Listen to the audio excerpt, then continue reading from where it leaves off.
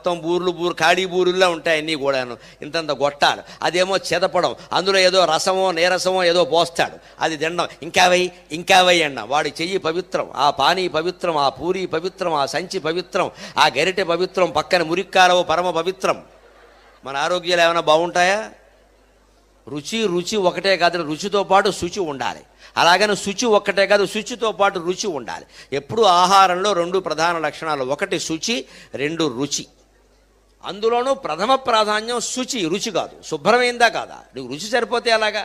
రుచి బాగుండాలంటే మీకేం అక్కర్లా. రేపు ఫిబ్రవరి 14 వస్తుందండి. ఏమిటంటే దాని పేరు ప్రేమికుల దినోత్సవం, లవర్స్ డే. అదో డే పనిగట్టు, ఏదో తద్దినంలాగా అదో ప్రేమికుల దినం. అంటే ఆ రోజుతో ప్రేమకి తద్దినం. పైగా ప్రభుత్వం వారు చాలా ఆలోచించి పెట్టారు. ఫిబ్రవరి 14 ప్రేమికుల దినోత్సవం, నవంబర్ 14 బాలల దినోత్సవం. అంటే సరిగ్గా 9 నెలల గ్యాప్ మధ్యలో చూసుకోండి మీరు.